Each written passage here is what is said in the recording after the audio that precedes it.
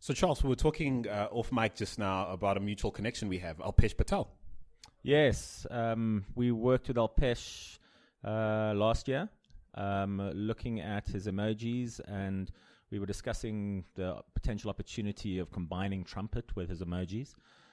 We couldn't reach a final solution, unfortunately, due to various reasons. But yeah, great guy, good businessman, taking over Africa, and we hope to follow suit.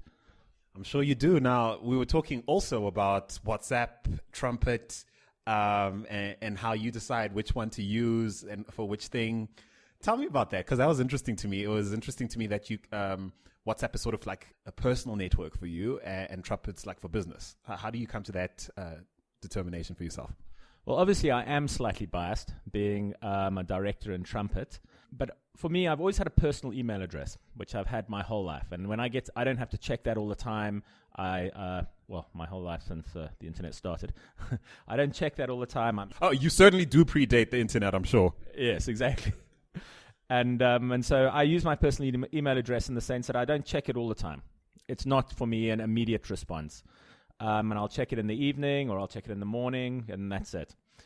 With work email, obviously, it requires a much quicker response time. For me, with WhatsApps, I switch all notifications off. I utilize Trumpet as my communication tool with business partners, businesses, etc. And that, for me, that requires immediate response. And so you're not one of those people who get annoyed if people communicate with you in terms of business on WhatsApp, or because I've got a mate, for example, who can't stand WhatsApp calling, considers it almost offensive. I don't know what etiquette demands these days in terms of whether or not you should feel free to contact someone via WhatsApp. But do you play by those rules at all? No, not at all. For me, if someone sends me an SMS, I'll SMS them back. If they send me a trumpet message, I'll trumpet them back. If they send me a WhatsApp, I'll WhatsApp them back. But I think people get to know what the other person feels. I mean, there are certain realities in VoIP calling. If you're WhatsApp calling or trumpet calling, there's certain realities involved. That the other person, of course, he needs decent internet access, so he also can potentially be paying. The call can not always be as clear as GSM. So if I actually do use a mantra. If a call is very important, I will make it over GSM. Right. Okay. So we're going to come back to trumpet. You'll tell me a little more about that, and messaging in general, social platforms in general. We'll come to all of that.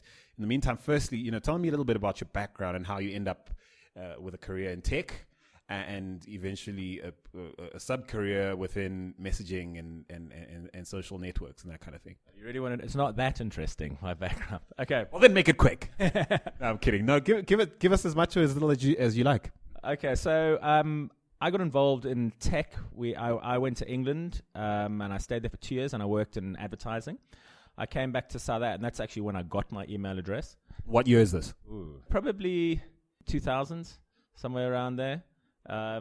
Internet had just come out. We were living with a friend of ours, and he had a dial-up line. We all got Yahoo email addresses. Got on with our lives. I came back to South Africa. I joined up with a couple of friends, and we started a wireless ISP, one of the first to come out in South Africa, using 2.4 gigahertz wireless point-to-point links. At that time, you could only get Diginet lines through Telkom. You were paying something like 5,000 Rand a month. We could give them 64K, 128K access, which sounds ridiculous now, but I'm nearly weeping. But what people got was permanent internet access at a flat rate. And then I came up to Johannesburg. I joined up with Fastcom, which is who I'm still with today. We rolled out a network of one of the first wireless networks before 3G in South Africa called the Centec My Wireless Network. That didn't really work out as according to plan. The cellulars rolled out 3G, and they just covered everywhere. Had the money and the time to do it, and that's how I got involved in tech. And since then, we have been with Fastcom.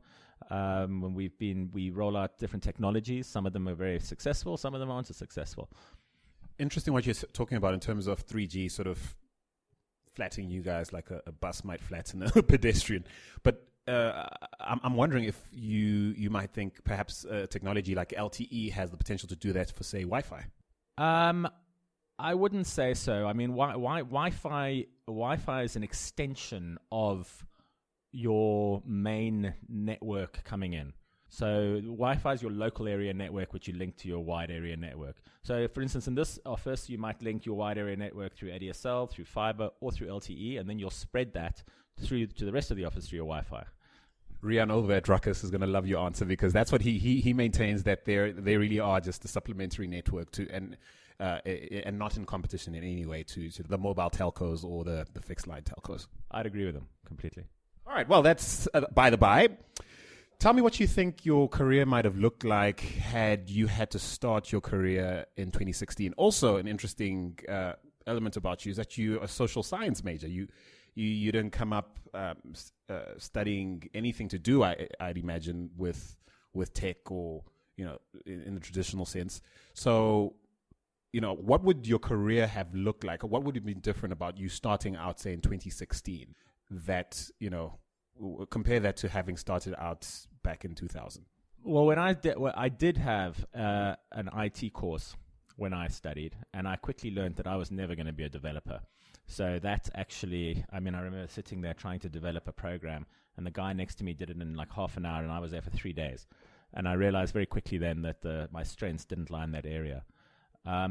If I was starting today, I really cannot say where it would lead, because things are changing so quickly. I mean, I look at my daughter who's not even, she's only 12 at the moment, and I look at her, wonder what she asked me, what do you think she should do? And I actually cannot say.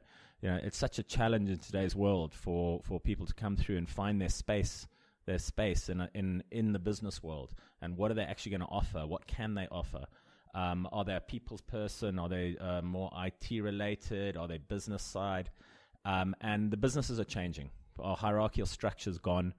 Your path through a business, is long gone. You don't start at the bottom and work your way to the top. So I can honestly say I don't know how it would be, because every year it changes very quickly. So what advice would you give to someone who perhaps just graduated from UCT like you, has a social science degree but aspires to a career within tech, and clearly won't get in based on a certain skill set, but does have an interest and perhaps the aptitude to succeed in the field? What would you say to someone like that? I would say choose your area. Are you in the technical area or are you not? And I would find an industry that you have an interest in, and I would go and do as much investigation as you possibly can. Everything's there now on the World Wide Web. You can see everything. You can find everything. You can read everything. You can read historical cases. You can read about companies that started and have been around for 5 years or highly successful in the first 2 and then now are non-existent. And I would go to the companies or the products that you find an interest in and approach them and say, listen, this is why I'm interested in you. This is what I'd like to do. Do you have internships? Can I start off?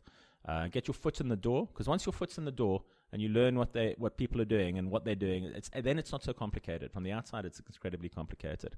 But jobs worldwide are at a shortage. So go do a lot of work before you go see the people, and when you see them, impress them, and then they'll take you on. What about this trend towards, and I'm thinking about your 12-year-old now, this trend towards trying to make sure that children, even as young as 6 years old, are accessing skills such as programming and that kind of thing? Do you think that's important, or do you think that's a little overblown in terms of people's enthusiasm to push kids in that direction? I think they should definitely have access to technology and understand how technology affects their lives. So they should be using phones. They don't need to have a phone, and they don't need to utilize it all the time, but there's no harm in them using a phone for a period of time a day, using a computer for a period of time a day. They need to be able to use these tools. These are tools that they need to understand to be able to use. If you take my father and put him in our business world today, he's challenged. He doesn't know how to use a computer, and and he hardly knows how to do anything other than make a call on his cell phone. So your children need to understand and utilize the tools of the modern day age, and they need to keep going with that, I believe. That makes you interesting in another way, because a lot of the entrepreneurs and certainly tech players that I speak to, many of them come from either entrepreneurial background or a background where their parents were sort of maybe early adopters in their generation of certain technologies and that kind of thing. But by the sound of it, it doesn't sound like you came from that kind of family. No, my father was in logistics and worked in logistics, and that's trucking. In his trucking and shipping, and in his day there wasn't that. I was at boarding school. We never had phones or anything like that. So I just picked it up as it came out. You mentioned earlier you're a director at Fastcom, a company that is famously backed by South African billionaire Patrice Motsepe as well. You're also the MD of the mobile lifestyle app Trumpet. Let's talk first about Fastcom. Are you a shareholder? Yes, I'm a shareholder, yeah. So how does a business like Fastcom land what many would deem a dream investor like Patrice Motsepe? Patrice came on board when Fastcom was around with the Centec deal. And that's when he really was fully on board. And then he is now a shareholder as per that, and Fastcom's made some successful transactions since then. And that's how he came on board. So what would you say is Fastcom's primary business? Fastcom develops their own products and solutions for what they believe there's a gap in the market, and then they'd run with those solutions. And like I said, some are successful and some are not as successful. But luckily, we've had enough to be successful that we've been around for over now 15 years. And so, how many of them, like Trumpet, are ideas that you actually take to market yourself, brand yourself, and take to market yourself? Most of them are like that. Tell me whether having that sort of caliber of investment partner or shareholder in the mix gives you, puts pressure on you to succeed, perhaps pressure that you might not have otherwise encountered, say, if you were bootstrapping the business. Luckily, I don't deal directly on that side of the business. I'd find it very difficult to answer that. Okay, fair enough. I think it's fair to say, though, that speaking now specifically about Trumpet, that the app building craze on the continent, I think, is dying down. And somewhat, relative to, say, a year or two ago where there were hackathons everywhere and anyone who wasn't building an app wasn't cool. What sort of pressure do you feel now specifically in terms of Trumpet? Do you feel for that app not to be just another app in the App Store? Well, we quickly realized, so we looked at our first challenge. We wanted to change the communication landscape. But we wanted to change the communication landscape and at the same time do something for people and solve a problem. So we developed the chat and the talk with our partners. So you can trumpet to trumpet for free. You can do all your full chat functionality. But also in Trumpet, we also built a full marketing loyalty and campaign digital system. So all the business can promote themselves into Trumpet for free, and if they want to make offers, they can put they'll pay us a monthly fee. We went out to 1,000 businesses, 950 said, yes, that's a great idea. We like it. We want to do it. So within Trumpet, you can find all the businesses around you, and the businesses are able to talk to the community. It's no longer now you can build an app and it goes out there for wildfire, and everyone downloads it and says, this is fantastic. There are no more gimmicks in apps. They have to solve a problem. So the first problem we solved was the fact that businesses can communicate with their communities. And the second one we've been very focused on recently is the security channels that we've built. And in South Africa, we've approached the most of Pretoria, large parts of Joburg, Port Elizabeth, Cape Town, all the residents associations and CPFs, community policing forums, and we've given them product that can solve their current problem. And if I don't even think it has to be an app, but if something is not solving a problem, people don't have the time for it. What is the business model, though? How does this make Fastcom money? So we gain consumers by solving their problems, and we allow merchants to promote themselves to those consumers, and we generate income from the merchants. What's the business acquisition cycle like? Today, in fact, if you go and download Trumpet, you'll get version 2. So we're now we've approached a lot of the CPFs and Resident Association countrywide, and we said, please don't approach all your residents as yet, because we're waiting for our version 2 product to come out. And I said, but as of next week, we'll say, please go to all your residents. And then say in Pretoria, we'll get X amount of residents. We've partnered up with one of the, we're just finalizing agreements, so I can't mention any names, but one of the big IT players in South Africa who deals specifically with lots of SMEs. And we say they're going to be promoting Trumpet, the Trumpet merchant platform to their merchants. And they will go out there and say, look, in Pretoria, we have X amount of users. You can market yourselves here at this great rate because we're looking at offering us a service that businesses want. Because right now they're struggling to promote themselves, unless you're very large and you can go on TV like the big players. But other than that, the general businesses find it very difficult to tell people what is happening and tell them what their offers are, or even just whether they're fully booked or anything. So we offer them we offer 299 Rand a month, and they can come on board and they can have as many offers, as many specials, or they can just tell people on a digital blackboard what they're actually doing. So why would they not use what's already out there, run Facebook campaigns or Twitter campaigns, Google ads and that kind of thing? What's the big sell on your platform? The big sell is that you're talking to people in your area specifically. It's sort of been proven, or not proven, but it's a general accepted that if you're going to a local business, you're not going to travel more than 5 kilometers as the crow flies. So if you need to go to your hardware store, your doctor, your dentist, your restaurant, your coffee shop, you're not going to go and drive 20 kilometers. So with us, it's geolocated. It comes what's happening around me, and everything around you comes up. And the community is already on Trumpet due to the security channels, and then they see what's happening at the businesses around them.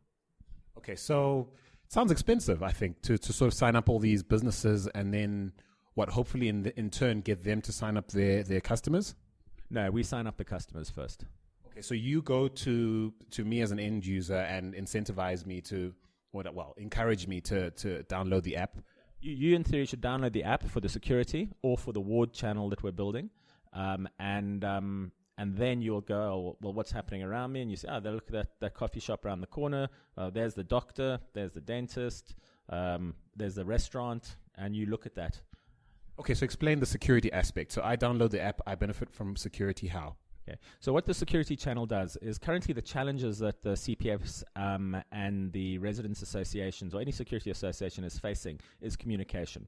They initially started out sending emails, but it's long and tedious. If you take some areas where you have over 20,000 people, sending out 20,000 emails is convoluted and difficult, and then you get these endless responses. And I'm also part of a WhatsApp group for my area, which is highly annoying. Well, that's exactly it. So, and then people started using WhatsApp. Now, WhatsApp is a great product, and it's being utilized in this case for not specifically what it's designed for. WhatsApp is an instant messaging platform that works brilliantly.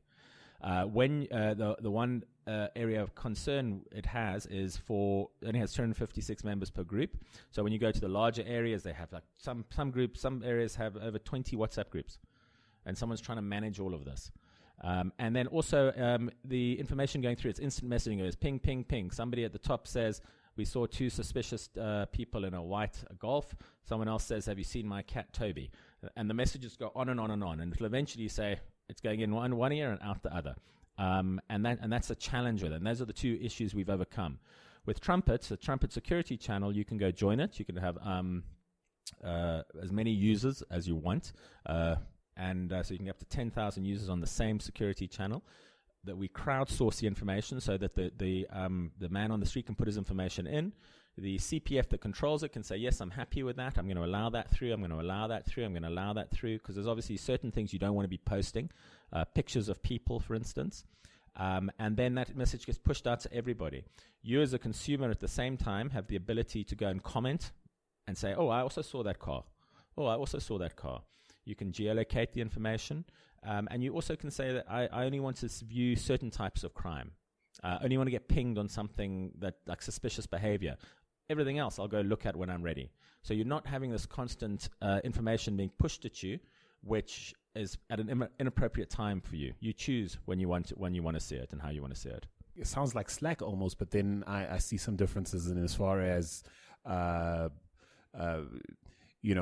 being kept out of certain conversations you don't want to be a part of, or certainly not being notified about every single thing that comes through a certain channel. Yes, I mean that's exactly it. We want the consumers to choose what they want, and it's all about what the consumer. If you have a product that you don't like and is annoying you, you're going to switch it off for that particular use case.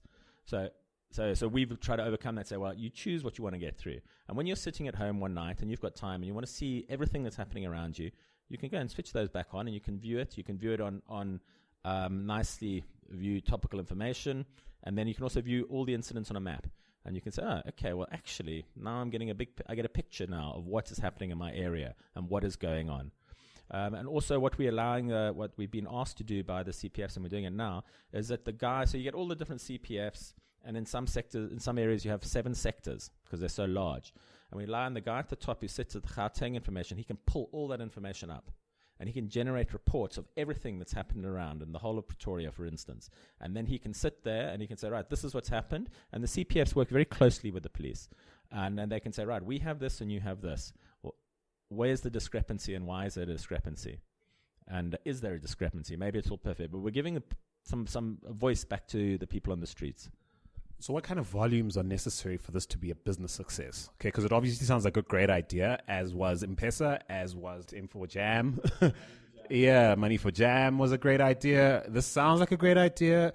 What sort of metrics, what sort of success metrics are you tracking feverishly? Right now, we're still in the build phase. We believe we have a solution, and we believe that's a solution that people need. We haven't sat in front of any residents association, community police forum, or security company who said, go, this is no good. The metrics will be in the long run. And you have to walk the path, and you have to get numbers on, and then there'll be a long time before you're generating income and before you actually get there. I mean, even if you look at WhatsApp, for instance, right now, they're not actually pushing any advertising at you to generate income. So most people don't pay for their WhatsApp service. So we know we've got to walk a path. We know it's going to be a challenging path, but we've factored it in. We have ideas of the numbers we've got to reach. They're not interesting enough. They're not that too challenging. Sometimes it's more focused in areas rather than spread around very thinly. So we got a long way to go, but we've got the resources to do it.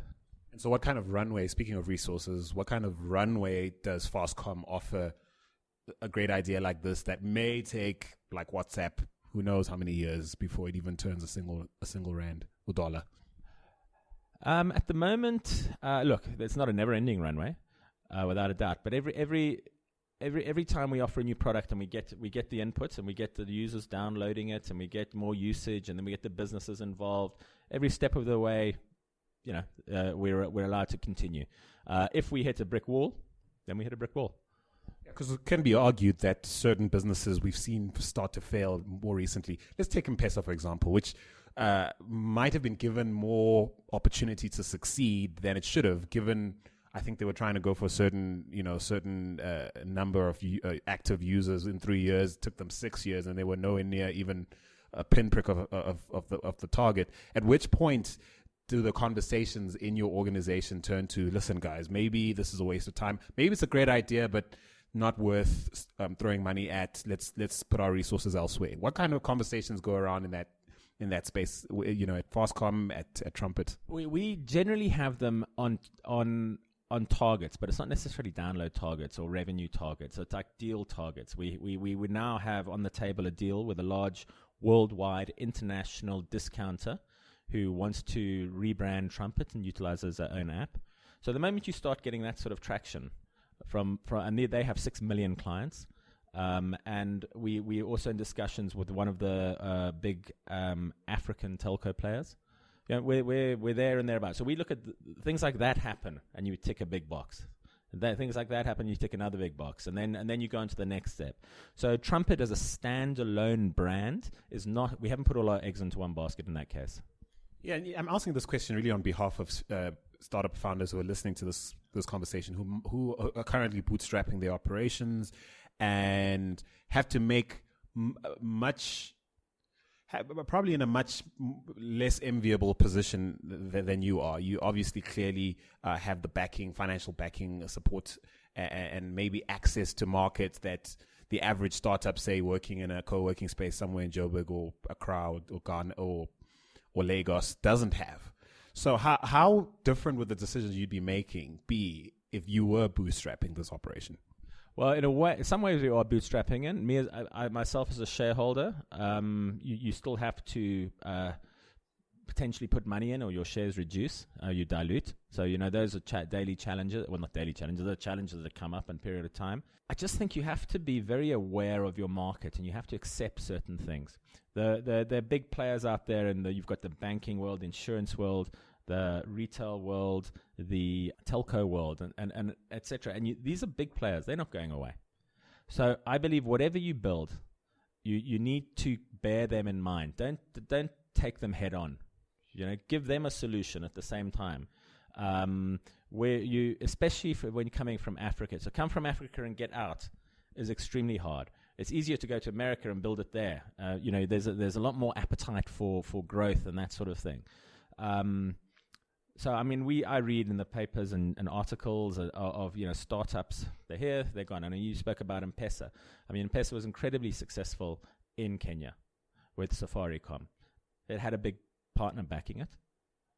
It was solving an exact problem that Kenyans were facing. They brought it into South Africa. It had a big partner backing it, but it obviously the same problems didn't exist in South Africa, and therefore it didn't gain that market that it was necessary. And also timing.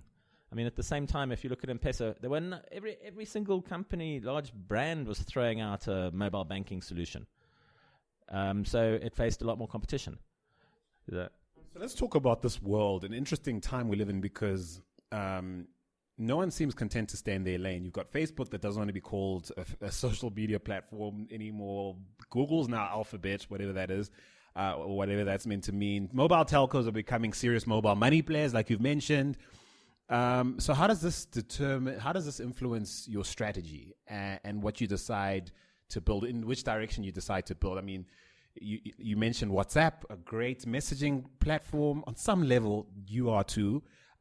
Slack is doing incredible things, or so that's, I guess, arguable depending who you speak to. There's a number of disruptive players. There's WhatsApp, there's Skype, there's Slack, and there's Trumpet. You know what I mean? And granted, there's potential, but how does this influence your strategy? Okay, so first off, we are focusing on South Africa to solve local South African problems. So for people on the ground. So for you and me living here, it's got to solve a problem for us. So that's where we are. The WhatsApps and the Slacks, they are global platforms, right? Who are focusing on, like WhatsApp is just instant messaging currently. They do have an agreement. Obviously, they're owned by Facebook. So if you start WhatsApping about you thinking of going to London, I would imagine you're going to start seeing adverts on Facebook about flights to London, which is probably already happening. Whereas we're solving local problems. So we're not taking on WhatsApp. I'm not asking you to replace or delete WhatsApp from your phone and put Trumpet in there. We believe every app will have some form of communication. Otherwise, it's just a mobile website. If you have no communication, or at least forums, whatever it is, whether it's a sporting app for Premier League football, you want to be able to talk to people. Otherwise, you're just reading the website in a different format. So we believe everything will have communication in it. We had communication because it crosses over our three areas of our marketing platform and our security channel, and our channels for security and wards. You've said wards before. What's a ward? So a ward, what we're building is there are over 3,000 wards in South Africa, and each is run by a councillor. So it's the wards that have voted for ANC, EFF, DA, and that's an area of land and where people live. And then if you have a problem in your ward, you would go to your councillor and you would say, this isn't working or that's not working. In theory, the councillor is meant to have everything fixed or pushed to have it fixed. So right now what happens, if you have a problem with electricity, you go to Eskom, and everyone's going individually in all different areas. So say your street lights aren't working. You might report them, but you have no idea if anyone else has reported them. They might have never been reported. You might not report them because you think actually someone else is going to report them. So we're building a channel for the wards where you can very simply, by clicks of buttons, say, I've got a power problem, or I've got a pothole problem, or I've got a water pipe problem, or I've got a refuse problem. Geolocate you, quick information in there, bang, you reported the incidents. And we allow all ward councillors to take advantage of that information that's being put in there, and they can do what they want with it. It also generates a lot of information about your area, about where you live. You can look on there and say, cheapers. Now look, it's not just me. Look at all the different things that are happening here. We must put more pressure on the ward councillor to actually do something.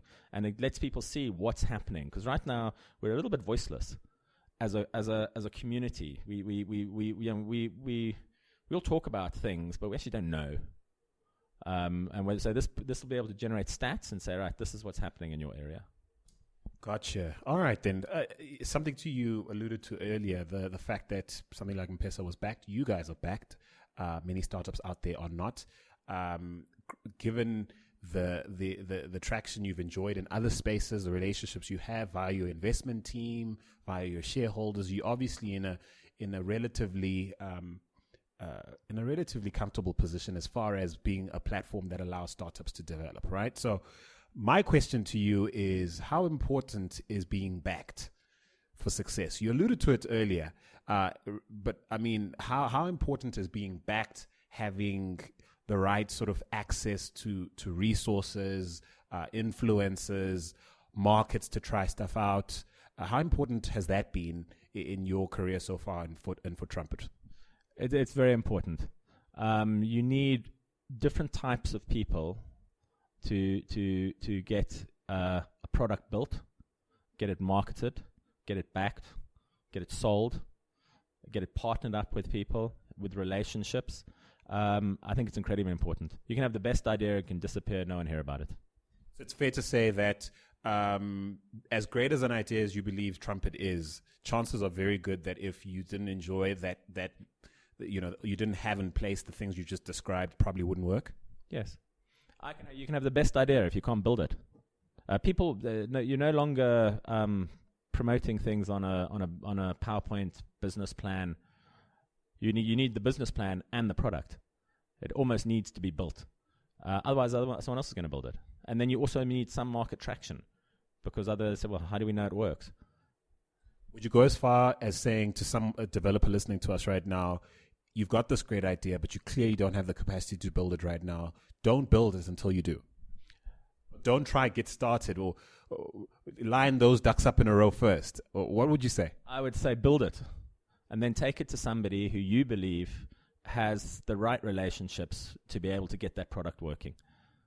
Okay, fair enough. So now let's go back to something you said, that Trumpet is at the stage where it's garnering this attention from other players that are looking possibly to license it, rebrand it, etc.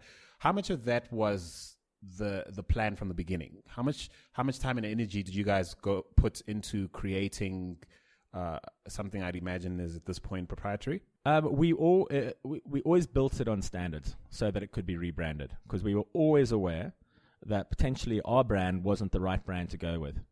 Potentially the brand might be a telco, a bank, a retailer, depending which country you go to. So we've always had the outlook that we would be potentially rebranding it. And so do you think that's something startup founders can learn from, something they should think about whenever they build something? Should that sort of mindset be driving how you build, what you build, with that in mind? In most cases, I would say yes. You would definitely have to keep in mind that your brand, the problem that you're solving is what is the business, not the brand that sits on top of it. So I would always keep an open mind on that. The days when Facebook started and it just went through the world, like those days are pretty much over, I would say. So I would build good technology that solves some problem for consumers or for businesses. I would also very clearly see where you are. Are you a business to business, or are you business to consumer? Are you business to business to consumer? And understand that, and then talk to the right players in those areas. Are you suggesting that the whole unicorn concept might be dying slowly? No, I don't think so. I just think it'll be interesting to see what the next unicorn is. I asked this question recently in another interview. If we were down to the last $1 million in South Africa, the last $1 million for the continent of Africa, and it was on you to spend it on an area in tech, what would you do with it? The world and the continent is watching with bated breath. You're on reality television, beaming to the continent right now. We want to see what you're going to do with this money. I'd spend it all on Trumpet, and I'd change my name. No. I don't know. I think you have to be realistic, and I would... Gee, $1 million isn't a lot of money. I know it's not a lot of money. It's also just enough money to do something incredible if you do it right, but probably not enough to do something if you misexecute or don't execute correctly. Well, I'd have to say, I think you would have to look at something in the tech world to look at one of the major problems in Africa, which is food and water. And I would have to say you've got to look in that direction. Okay, I can dig that. And so, coming back to the world you currently inhabit, this mobile lifestyle thing. I mean, this is what you guys call the app, right? A mobile lifestyle app. I'm not quite sure what that means. Maybe in explaining what you consider the big trends, or what you think the big trends, in social and messaging and in platform building. As far as apps is concerned, what do you consider the big things, and what on earth is a mobile lifestyle app in your view? So when we started, we felt that you're not going to download 500 apps, and if you do, you're not going to use 500 apps. So we felt you needed to aggregate the apps a little bit more, and when we say mobile lifestyle, it's literally we want people to pick up their phone and say, what is happening around me? So you'll be able to see all the types of businesses you see, recreational and business-to-business businesses, and hospitals, doctors, lawyers, see all of that and see what they're doing and how they and communicate with them through the same app. Look at your security situation, which is a hot topic in Africa at the moment, and South Africa especially. Look at your wards and how you're dealing with your political party, who your councillor is. Whether you vote for them or not vote for them doesn't matter. You still have a say, and that's in one place. And you're literally, so you can immerse yourself in one place and say, okay, I can get all that information. All of it has an effect on my life. It makes my life easier. I can see what's happening down the road without going there and reading the blackboard from the business on the street. I can create a security incident. I can create a ward incident, such as a faulty pavement, or there's a car broken down on my road. It's been there for 3 weeks. So I actually have a say. So the lifestyle is everything. It's a digital lifestyle because it's all from your phone. And obviously in the channels, we can have any channels. We can have, we're going to be doing it with, you'll be able to find your local newspaper and read it from your phone. And you'll be able to find your next door area's local newspaper and read it from your phone. Listening to you, it almost feels like I'm speaking to someone at Facebook. Well, we've just come from the other end. I don't think the big players are ever going to solve the direct problems in each country. In fact, they've been asked. Unless they acquire you guys or partner in some way. You never know. I highly doubt it. They look at it from a global point of view. We're just coming from the grassroots up. There is a meeting point in the middle of some sort. But those companies have been asked to solve local problems. And why is WhatsApp being used to try to solve the security problem in South Africa at the moment? The communication problem. It's because it's not a big enough problem for them. That's not their business. Yeah, and Facebook being taken to task for prioritizing terrorist attacks in a certain country, but not say, the disappearance of or human trafficking in another. Yeah, exactly. Yeah. Gotcha. Okay, so given that, what sort of big trends do you anticipate in that space to see? I mean, put your futurist cap on. What do you expect to see in the future? The future you're obviously positioning to be a part of. What do you expect? First off, one of the things that has to happen, and how quickly it happens will be very interesting to see, is the pervasiveness of smartphones. There is still a big challenge in Africa for that. I mean, they're still producing lots of feature phones, and the cost of your internet, so the sort of digital divide, which is slowly but surely being overcome. And I see everybody using their phones hourly for whatever reason it suits them at that point in time. So you've got your communication. You want to know everything that's happening around you. You want to see what's happening in the place you're going to. And I think that phones are overtaking laptops, etc. There's a lot of tablets going out there, which are big phones. And I believe people will be running their lives from their mobile devices. Okay, so you're betting on mobile. Yeah, definitely, yeah. Okay, so it's downhill from here now, eh? I wish. Nah, this is going to be easy. If you had to dress in one color for the rest of your life, what color would that be? Blue. Blue, like everything blue. So your car had to be blue, the sky had to be blue. Everything you saw had to be that color. Do you want to rethink the color? No. Okay. I have a picture and it's not nice, but I'll stick with it. Okay, cool. So we live in a blue world, clearly. And what do you snack on? What are your favorite snacks? Biltong and oranges. Biltong and oranges. Okay, so it's pretty healthy Okay. Are you given to health and taking care of yourself like that, or? I try hard, but that's actually challenging. Hey, and for listeners of ours who might not be familiar with South African languages, biltong, of course, is jerky. I think in the US they call it basically dried meat. Sounds disgusting when but it's actually quite tasty. Yeah, no, it's very tasty. I suggest you try it if you haven't tried it. You mentioned your daughter is you have an only child? No, I got 2 children, a daughter and a son. Cool. And how many kids were you when you came up? When I was growing up, 3. There's 3 of you, and where do you feature? Let me guess, actually. You were the firstborn. No, I was the lastborn. Are you the lastborn? 2 sisters, always looked after me. Wow, you actually give me firstborn vibes. I'm a lastborn, so I'm usually quite good at picking them out. No, lastborn's always the best. We rock, man. We rock. All right. Well, I mean, yes. I have to ask you this. Do you listen to podcasts? I do, yeah. What do you listen to on a regular? I listen to tech. I actually look, interestingly enough, I've recently gone into Apple TV, and I go through all their channels on there, looking at the various things, sports, tech. Even my wife makes me watch the entertainment world of what's going on out there. And I do find them very, very interesting, very useful.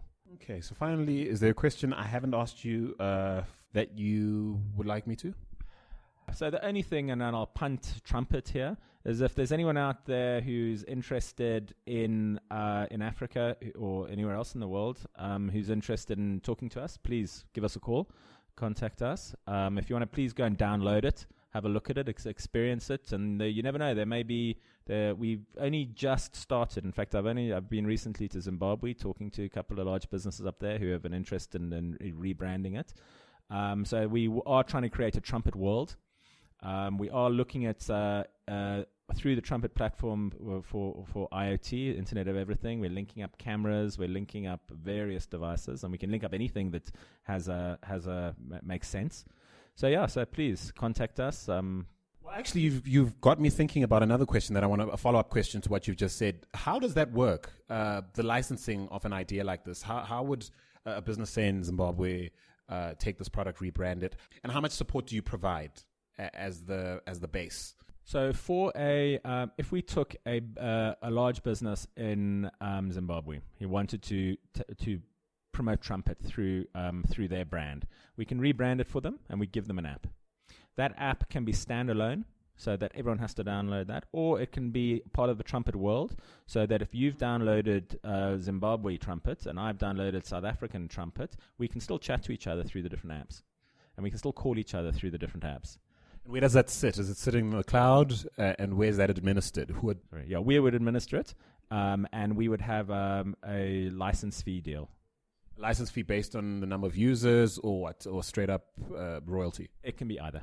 Depends on the needs of and requirements of the client. So it comes right back to give them a call if you're interested. Sounds interesting. Thank you so much for speaking to me. Thank you. Thank you for your time.